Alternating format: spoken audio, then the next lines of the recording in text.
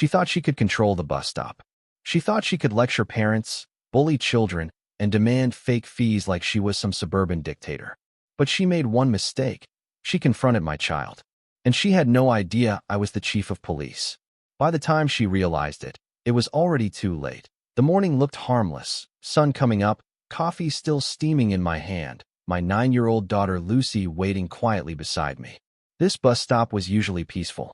A cluster of parents, a few sleepy kids, a crossing guard who treated her job like she was directing traffic for NASA. But that peace shattered like glass the moment Karen Truman strutted toward the crowd. If arrogance had a season, she was in full bloom. Neon white tracksuit, clipboard in hand, laminated sheets flapping like she was issuing government orders. Her expression? A mix of inflated authority and permanent disapproval. She marched straight toward Lucy, and I saw my daughter shrink back. Not from fear. From disbelief.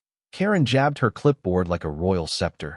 That child is not allowed on this bus without paying the non-resident fee. Heads turned. Parents stiffened. Even the kids sensed something was wrong. Excuse me? I said calmly. Karen didn't even look at me. Back up, sir. This is HOA business. Lucy's eyes got big. Dad, what's happening? You're fine, sweetheart. I stepped slightly in front of her. Let's hear what the lady thinks she's doing. Karen clicked her pen sharply. Your daughter has been using this stop illegally. The fee is $50 per week, retroactive. That totals, she fumbled with her cheap calculator. $4.50 due immediately. I blinked slowly. Retroactive? I repeated. This isn't Netflix, Karen. Parents snorted. She glared. This neighborhood has standards. And rules. I enforce them. She tapped her tracksuit pocket where the glittery letters, HOA, were stitched like a badge. But here's the problem. There was no HOA. Not in this neighborhood. Not in this county. Which meant the laminated papers she was waving around. Fake. Illegal. Fraud. And she was demanding money from my kid. The father in me simmered. But the chief of police in me started quietly taking notes. That MY name is Michael Grant, 20-year police veteran, chief of police for Gravewood County. I'm not the shouting type. I don't throw weight around. I don't flash my badge unless I need to. Most people know me as the dad who walks his kid every morning. The guy who grows tomatoes that never survive. The neighbor who waves awkwardly at everyone. Nobody ever expects me to be the man who puts criminals in handcuffs. Karen certainly didn't. She looked at me like I was some clueless dad with a thermos and back pain. She couldn't have been more wrong. Karen's reign started 6 months ago. She moved in, met nobody, talked loudly, and immediately pinned a Community Leadership Matters sticker to her mailbox. Within weeks she had issued parking violations, tried to inspect trash bins, measured lawns with a tape measure, fined a toddler for sidewalk chalk damage. And now, she'd created her own fake HOA empire.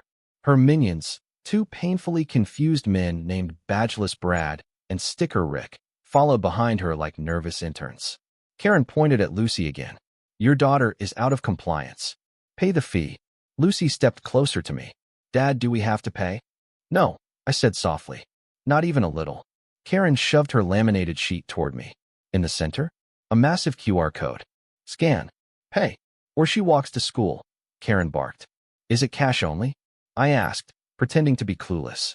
Or maybe you accept coupons. I have some expired pizza once. It's digital only, she snapped. A mom behind me whispered.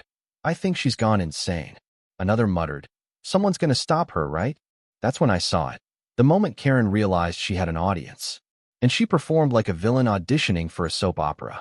This child is trespassing, she said. And trespassing has consequences. Lucy gripped my sleeve. That was the moment I went from calm to cold.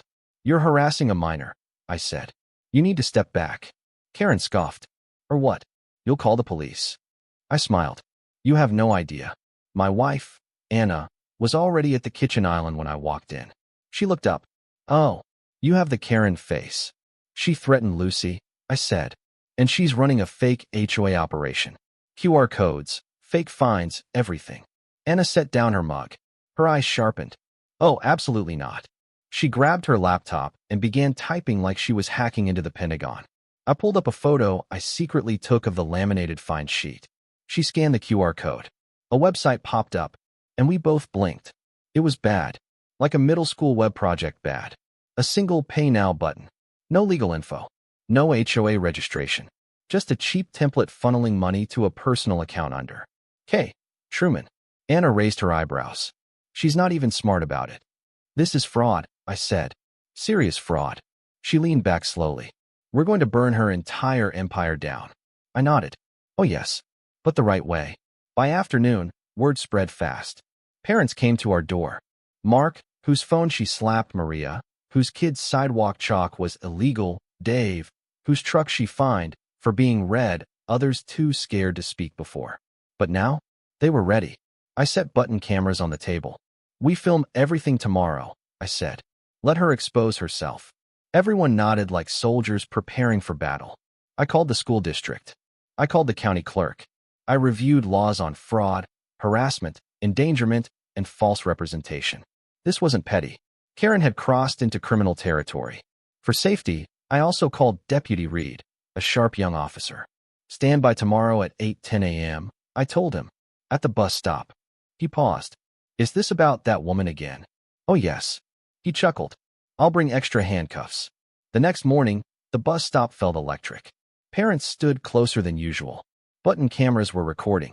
My daughter stayed behind me, confident but cautious. Then it happened.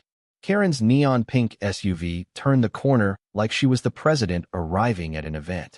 Brad and Rick stumbled out, carrying a wheel boot, 2 giant orange violation stickers, a clipboard labeled Compliance Enforcement. Karen stepped out dramatically.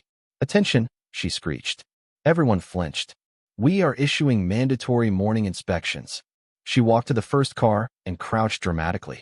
This car is 2.3 inches from the curb. Violation. Are you measuring with a ruler you got at Dollar Tree? Someone whispered. Karen ignored it. Brad, boot this car. Brad, terrified, dropped the boot. It hit the ground with a loud clang. He yelped in pain and hopped around. The parents burst out laughing. Karen turned bright red. Stop laughing. This is a serious procedure. Oh, it was serious. Just not for the reasons she thought. Karen spotted a little boy's Spider-Man backpack. Her eyes lit up like a predator seeing prey. That backpack is not on the approved color list. She pointed at Rick. Confiscate it. Rick took one step toward the boy and froze. Because the boy's father, Dave, stepped forward like a boulder shifting. Touch my kid's backpack, Dave said in a low voice. And you're eating that clipboard. Rick backed up so fast he nearly tripped. Karen screeched. Do your job, Rick. Go. Go. Rick whispered, ma'am. I value my life. Then she saw Lucy. Her eyes narrowed like she'd found her final boss. You, she barked. Your fee is unpaid. You are banned from this stop. She marched at my daughter, hand outstretched. My voice dropped. Don't you touch her. Karen stepped in close. You can't tell me what to do. I am the HOA. I finally pulled out my phone and showed her Anna's fake confirmation screenshot. I already paid, I said. She stared at the laughably fake transaction ID. That's not real.